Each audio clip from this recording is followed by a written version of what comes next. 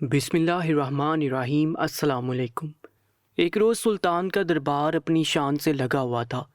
تمام درباری ان کا فیصلہ بہت باریکی سے دیکھ رہے تھے۔ بہت سے لوگ اکثر اوقات ان کا فیصلہ دیکھنے کے لیے کافی دور دراز سے آیا کرتے تھے، کیونکہ جس سمجھ بوجھ کے ساتھ وہ فیصلہ کرتے تھے ایسا آج تک کسی بھی بادشاہ نے نہیں کیا تھا۔ ان کی پہچان ہی سب سے جدا تھی۔ ابھی وہ ایک عورت کا فیصلہ کر کے ہٹے ہی تھے کہ اچانک ہی 4 مرد ان کے دربار میں حاضر ہوئے۔ ابھی جو وہ اپنی نشست چھوڑ کر دربار کا اختتام کرنے والے تھے، سامنے 4 مزید مردوں کو دیکھ اپنی نشست پر واپس براجمان ہوئے اور ان کی جانب دیکھنے لگے۔ وہ چاروں سلطان کی عدالت میں کھڑے ہو کر ان کو ادب سے سلام کرنے کے بعد اپنا مسئلہ سلطان کی خدمت میں پیش کرنے لگے۔ 4 آدمیوں میں سے قطار میں کھڑے سب سے بڑے آدمی نے بولنا شروع کیا۔ سلطان معظم، جان کی امان پاؤں تو آپ کے سامنے اپنا مسئلہ پیش کرنا چاہتا ہوں۔ سلطان نے سر اس بات میں ہلا کر اس کو جان کی امان دے دی تو وہ فوراً ہی اپنا مسئلہ سلطان کے گوش گزارنے لگا۔ وہ کہنے لگا، سلطان معظم، ہمارے محلے میں ایک عورت ہے۔ وہ عورت دکھنے میں تو بہت پاکیزہ معلوم ہوتی ہے، لیکن وہ اندر سے ایک طوائف سے پہل تو وہ زناکاری صرف غیر مردوں کے ساتھ کرتی تھی، لیکن اب تو اس نے حد کر دی۔ اب وہ یہ کام مردوں کو چھوڑ کر جانوروں کے ساتھ کرتی ہے۔ اس کے گھر میں ایک کتا ہے، وہ اس سے اپنی جنسی خواہشات کو پورا کرتی ہے۔ اس عورت کو سنسار کر دیا جائے، اس کو گاؤں کے درخت کے ساتھ باندھ کر پتھر مارے جائیں۔ یہ عورت اسی قابل ہے۔ جبکہ اس آدمی کی یہ بات سن کر پورا دربار ہی دنگ رہ گیا تھا۔ سلطان کی حالت بھی کسی سے غیر نہیں تھی۔ وہ بے ساختہ اپنی نشست سے کھڑے ہوئے اور اس آدمی کی جانب دیکھتے ہوئے گرج کر کہنے لگے، تم جانتے ہو تم کہاں پر اور کیا بات کر رہے ہو، یا پھر تم یہ بھول چکے ہو کہ تم اس وقت کس جگہ پہ کھڑے ہوئے ہو؟ یاد رکھنا یہ آدمی، یہاں پہ کہنے والی بات بالکل سچی ہونی چاہیے۔ اگر اس میں ذرا بھی غلطی ہوئی تو تمہیں نہیں معلوم کہ ہم تمہارے ساتھ کیا کر جائیں گے۔ جبکہ یہ کہنے کی دیر تھی کہ اس کے ساتھ آئے وہ 3 آدمی بھی پہلے والے آدمی کی ہاں میں ہاں ملانے لگے۔ کہنے لگے، سلطان معظم، یہ آدمی بالکل ٹھیک کہہ رہا ہے۔ وہ عورت طوائف ہے اور اب وہ مردوں کو چھوڑ کر کتوں کے ساتھ یہ کام کرنے لگی ہے۔ اگر آپ کو یقین نہیں تو آپ اس عورت کو بلا لیں، یا پھر گاؤں کے کسی بھی افراد سے اس بارے میں آپ پوچھ سکتے ہیں۔ ہم لوگ بلا جھوٹ کیوں بولیں گے؟ وہ چاروں مرد اتنے دعوے سے یہ بات کہہ رہے تھے کہ سلطان بے حد پریشان ہو چکے تھے۔ انہوں نے فوراً ہی اپنے سپاہیوں کو حکم دیا کہ اس عورت کو فوراً ہی دربار میں طلب کیا جائے تاکہ معلوم ہو سکے کہ آخر اصل بات کیا ہے، کیونکہ وہ کبھی بھی یک طرفہ بات پر یقین نہیں کرتے تھے، ہمیشہ ہی دونوں طرف کی بات کو سن کر پھر فیصلہ کرتے تھے۔ یہ کہنے کی دیر تھی کہ ان چاروں آدمیوں کے چہرے پر ایک سایہ سا گزرا تھا جو سلطان کی آنکھوں سے مخفی نہ رہ پایا تھا۔ سلطان کے سپاہی اس عورت کو گرفتار کرنے کے لیے جا چکے تھے۔ دربار میں اب موت جیسا سناٹا تھا۔ پہلے جو سلطان کے نام کے نعرے لگ رہے تھے اور ان کے فیصلے کی داد دی جا رہی تھی، اب سب لوگ ہی پریشان حال دربار میں بیٹھے ہوئے تھے، کیونکہ یہ معاملہ کچھ زیادہ ہی پیچیدہ سا تھا۔ سب لوگ ہی اس کا فیصلہ دیکھنا چاہتے تھے۔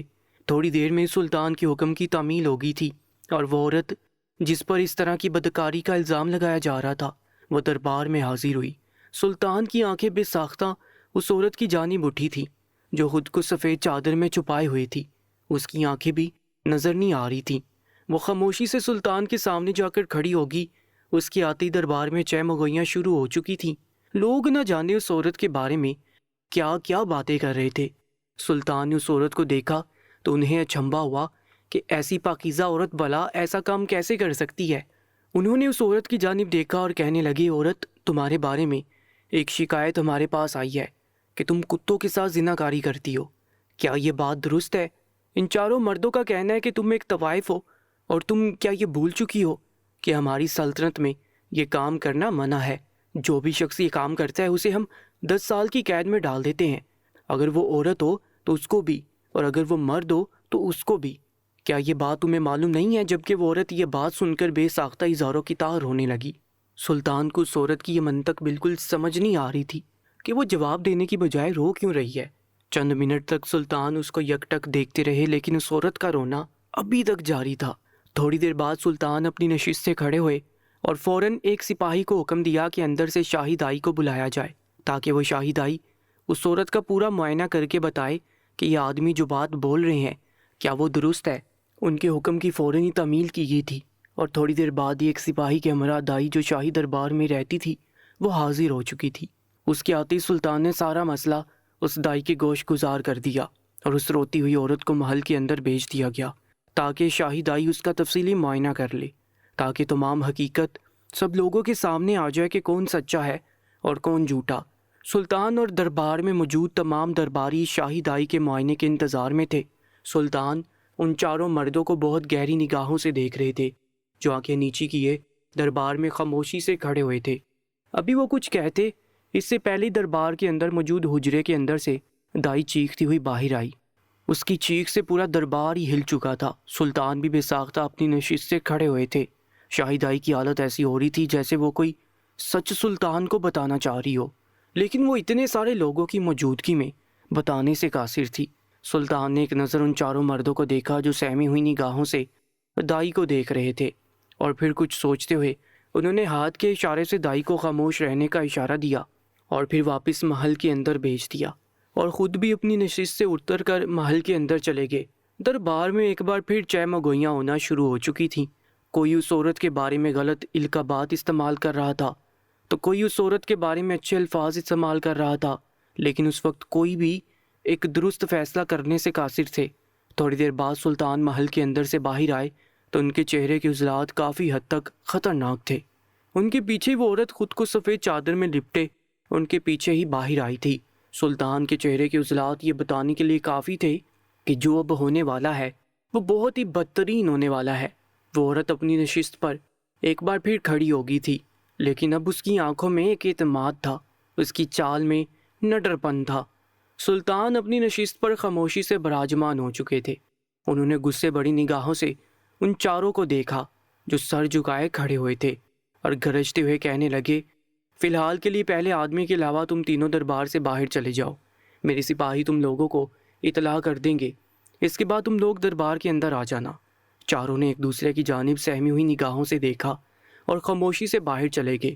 سلطان اس آدمی کی جانب دیکھتے ہوئے کہنے لگے، تمہارا کہنا ہے اس عورت کے گھر کے اندر ایک کتا ہے، اور تمہارا کہنا ہے کہ یہ عورت اور وہ کتا بدفعلی کرتے ہیں، تو یقیناً تم نے یہ کام ہوتا ہوا دیکھا بھی ہوگا۔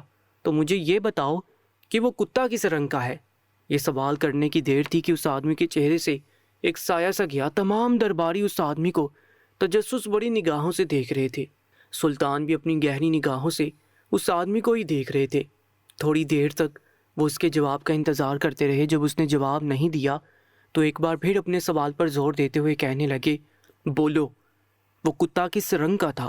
ان کے ایک بار پھر سوال کرنے پر اس آدمی نے گڑبڑاتے ہوئے جواب دیا، سلطان معظم، وہ کتا سفید رنگ کا ہے۔ سلطان نے یہ بات سنی اور سر اس بات میں ہلایا اور اس آدمی کو باہر بھیج کر دوسرے آدمی کو بلا لیا۔ اس سے جب یہ سوال کیا گیا تو اس کا کہنا تھا کہ وہ کتا خاکی رنگ کا ہے۔ سلطان نے اس بار بھی سر اس بات میں ہلایا، لیکن دربار میں موجود لوگ اب الجھن بڑی نگاہوں سے سلطان کو دیکھ رہے تھے۔ جب تیسرے آدمی سے یہی سوال کیا گیا تو اس کا بھی یہی کہنا تھا کہ کتا تو مہرون رنگ کا ہے۔ اس کے بعد جب چوتھے آدمی سے یہ سوال کیا گیا تو اس کا کہنا تھا کہ وہ کتا تو کالے رنگ کا ہے، جبکہ انہوں نے اپنے سپاہی کو حکم دیا کہ اس کتے کو دربار میں لے کر آیا جائے جو اس عورت کے گھر میں رہتا ہے۔ ان کے حکم کی فوراً ہی تعمیل کی گئی۔ ان چاروں مردوں کو دربار میں ایک بار پھر ایک قطار میں کھڑا کر دیا گیا۔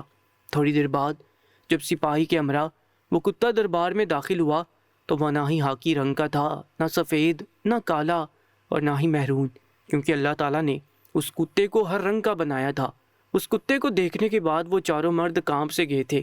ان کے چہرے سے معلوم ہو رہا تھا کہ ان کا جھوٹ پکڑا جا چکا ہے، جبکہ سلطان نے اس عورت کی جانب دیکھا جو تشکر بڑی نگاہوں سے سلطان کو دیکھ رہی تھی۔ انہوں نے اب اس بار اس عورت سے سوال کیا، تمہارا کہنا ہے کہ تم نے اس کتے کے ساتھ بدفعلی نہیں کی، تو مجھے یہ بتاؤ کہ یہ چاروں مرد تم پہ یہ الزام تراشی کیوں کر رہے ہیں کہ تم نے اس کتے کے ساتھ غلط کام کیا ہے؟ وہ عورت بڑھائی ہوئی آواز میں کہنے لگی، سلطان معظم، میں نے کسی کا کچھ نہیں بگاڑا، میں تو اپنے گھر میں رہنے کی عادی ہوں، میں کبھی بھی کسی غیر مرد سے باہر ملاقات نہیں کرتی، نہ ہی کسی غیر مرد سے بات کرتی ہوں، لیکن اس کے باوجود بھی یہ چاروں مرد میری جان کے پیچھے پڑ چکے ہیں۔ مجھے کچھ سمجھ نہیں آتا کہ مجھ سے کیا خطا سرزنش ہو گئی ہے جس کی وجہ سے یہ لوگ میرے ساتھ اس طریقے کا رویہ اختیار کرتے ہیں۔ میں تو خود دکھوں کی ماری ہوں، میری شادی کو صرف 1 سال ہی ہوا ہے کہ میرے شوہر کا انتقال ہو گیا اور لوگ اس بات کا ناجائز فائدہ اٹھانے لگے۔ میں کبھی بھی کسی غیر ضروری وجہ سے باہر نہیں گئی، لیکن اس کے باوجود بھی لوگ میرے آنے جانے سے آواز کستے ہیں۔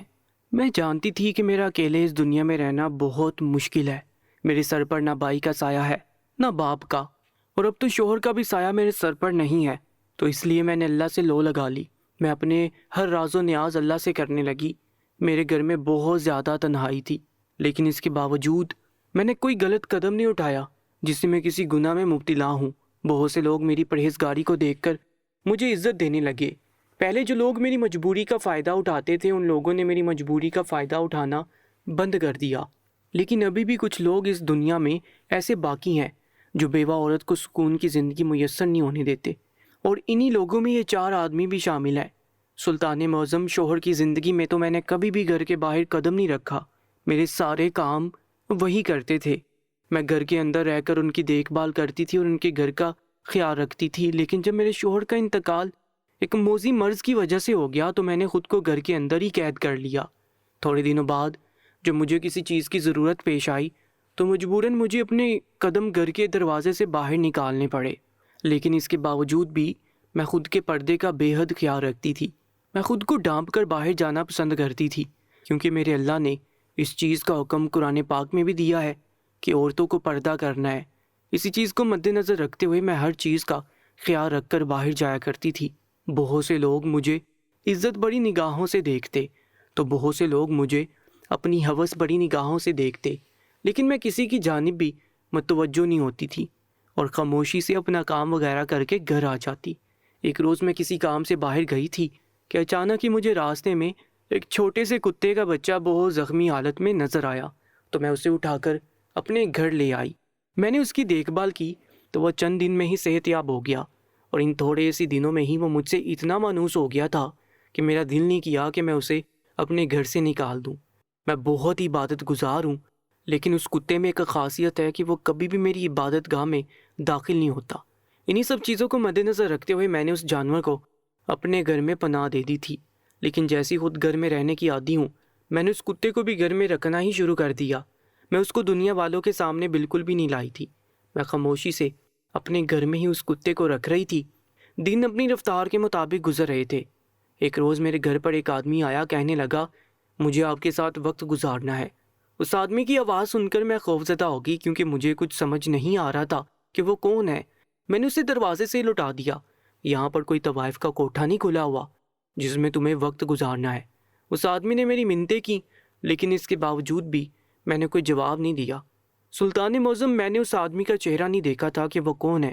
یقیناً ان 4 مردوں میں سے ہی کوئی ایک آدمی تھا۔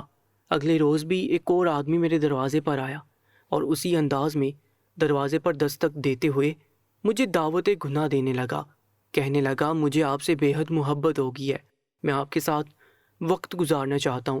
اگر آپ کو اس کے بدلے میں مجھ سے جتنی بھی دولت چاہیے میں آپ کو دینے کے لیے تیار ہوں۔ مجھے سمجھ نہیں آ رہا تھا وہ کون آدمی ہے۔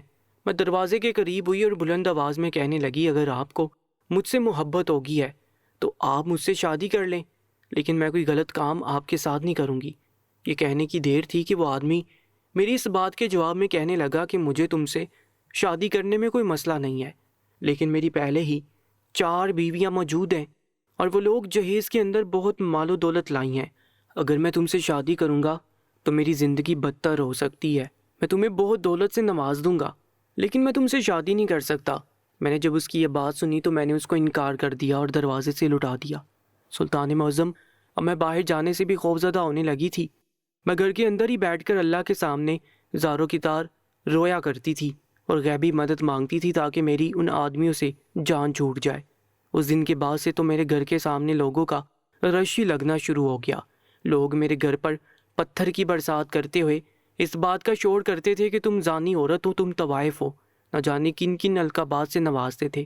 میرے گھر سے باہر نکلنا اجیرن ہو چکا تھا۔ مجھے سمجھ نہیں آتا تھا کہ میرے ساتھ یہ سب کچھ کیوں ہو رہا ہے، جبکہ میں بے قصور ہوں، میں نے کچھ نہیں کیا۔ وہ عورت یہ سب کہتے ہوئے ایک بار پھر ہچکیوں سے رونے لگی، جبکہ سلطان نے ان 4 مردوں کی جانب دیکھا جو اس عورت کو روتے ہوئے دیکھ رہے تھے۔ ان کے دیکھنے کی وجہ سے وہ 4 مرد سلطان کی جانب متوجہ ہوئے اور گڑبڑاتے ہوئے کہنے لگے سلطان معظم یہ عورت جھوٹ بول رہی ہے، ایسا کچھ بھی نہیں ہے، یہ سب کہانیاں اپنے پاس سے من گھڑت گھر رہی ہے، یہ جھوٹی مکار عورت ہے، یہ زانی ہے، اس کو سنسار کر دیا جائے۔ وہ چاروں مرد ایک آواز ہو کر اسی بات کی گردان کیے جا رہے تھے، جبکہ سلطان نے اس کتے کی جانب دیکھا جو زبان نکالے اس عورت کے پاؤں کے ساتھ لپٹا ہوا تھا۔ سلطان اپنی نشست سے کھڑے ہوئے اور اس کتے کے قریب بیٹھ کر اس کی پشت پر ہاتھ پھیرنے لگے۔ وہ کہنے لگے تم چاروں مردوں کا کہنا ہے کہ یہ عورت زانی ہے، یہ عورت طوائف ہے، اور تم لوگ کہتے ہو کہ یہ اس کتے کے ساتھ بدفعلی کرتی تھی، تو اب یہ کتا ہی اپنی زبان سے بتائے گا کہ یہ بات سچ ہے یا پھر جھوٹ ہے۔ جبکہ یہ بات سننے کی دیر تھی کہ پورے دربار میں ایک بار پھر چہم و گوئیاں ہونا شروع ہو گئیں، اور یہ چہم و گوئیاں آہستہ آواز میں نہیں بلکہ کافی تیز اور بلند آواز میں ہو رہی تھی۔ سب لوگ یہ بول رہے تھے کہ سلطان کیسی عجیب باتیں کر رہے ہیں، ایسا کیسے ہو سکتا ہے، جبکہ وہ عورت اور وہ چاروں مرد بھی حیران نگاہوں سے سلطان کی جانب دیکھ رہے تھے۔ ان چاروں مردوں میں سے ایک آدمی کہنے لگا سلطان معظم لیکن یہ کیسے ممکن ہے، یہ تو بے زبان جانور ہے، یہ بول تو نہیں سکتا۔ انہوں نے اس آدمی کی جانب دیکھا اور کہنے لگے جب اللہ تعالیٰ کے پرہیزگار بندوں پر تہمت لگائی جا رہی ہوتی ہے تو اللہ تعالیٰ اپنی غیبی مدد ضرور بھیجتا ہے، اور وہ یقیناً اس بار بھی اپنی غیبی مدد ضرور بھیجے گا اور اس کتے کو زبان دے گا تاکہ وہ اپنے مالک کی بے گناہی تم لوگوں کے سامنے ثابت کر سکے۔ انہوں نے اس کتے کی جانب دیکھا اور اس کی پشت پر ہاتھ پھیرتے ہوئے کہنے لگے بے زبان جانور، آج تیرا مالک بہت اذیت سے دو چار ہے، ایک تو ہی ہے جو اپنے مالک کو اس اذیت سے نکال سکتا ہے اور اس کی بے گناہی لوگوں کے سامنے ثابت کر سکتا ہے۔ تجھے تیرے مالک کی قسم ہے، بول اللہ کے حکم سے کہ تیرا مالک بے گناہ ہے، اس نے تیرے ساتھ زنا نہیں کیا۔ جبکہ سب لوگ ہونک بنے سلطان کو عجیب سی نگاہوں سے دیکھ رہے تھے۔ یہ سننا تھا کہ کتے نے بھونکنا شروع کر دیا، لیکن اب وہ بھونک رہا تھا۔ دربار میں چہم و گوئیاں ہو رہی تھی کہ یہ کتا بول رہا ہے لیکن اس کی کسی کو سمجھ نہیں آ رہی۔ اسی وقت سلطان نے بلند آواز میں اس کتے سے کہا کہ اگر یہ تیرے مجرم ہے تو جا ان کو کاٹ لے اور اپنی مالکن کی بے گناہی ثابت کر۔ اس کتے نے فوراً دوڑ لگا دی اور ان چاروں بدکاروں پر جھپٹ پڑا، ان کے کپڑے پھاڑ دیے۔ جب ان چاروں کو یہ لگا کہ وہ کتا ان کو کھا جائے گا تو ان چاروں نے فوراً سے اپنے گناہ کو تسلیم کر لیا کہ ہاں سلطان معظم ہمیں گناہ گار ہیں، ہم نے اس نیک عورت پر تہمت لگائی تھی۔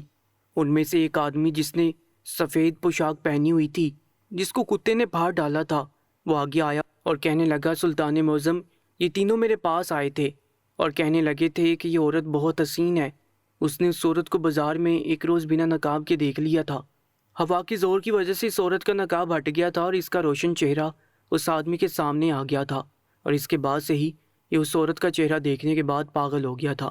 یہ ہر روز ہی اس عورت کے دروازے پر جا کر گناہ کی دعوت دیتا، لیکن ہر روز ہی یہ عورت اس کو جھٹک دیتی اور یہی بات اس کو برداشت نہیں ہو رہی تھی۔ سلطان نے جب یہ تمام معاملہ سنا اور بڑی عدالت میں یہ اعلان کرتے ہوئے اس عورت کو باعزت بری کر دیا، جبکہ ان چاروں مردوں کو پورے گاؤں کے سامنے سنسار کر دیا۔ اس کے بعد ان کو الٹا لٹکا کر قتل کیا۔ ان کے اس فیصلے سے وہ چاروں مرد لاکھ چٹپٹائے، لیکن وہ اٹل فیصلہ کر کے دربار کے اندر جا چکے تھے۔ اس واقعے سے یہ بات ثابت ہوتی ہے کہ کوئی بھی انسان کسی پرہیزگار یا بے قصور انسان پر تہمت لگاتا ہے تو اللہ تعالیٰ کسی بھی طریقے سے اپنے پرہیزگار بندوں کو اس تہمت سے بچا لیتے ہیں۔ اللہ تعالیٰ ہمیں ہر برے انسان سے بچنے کی توفیق دے، آمین ضرور لکھیے گا، اور ایسی سچی کہانیوں کے لیے ہمارے YouTube چینل کو سبسکرائب کر لیجیے گا۔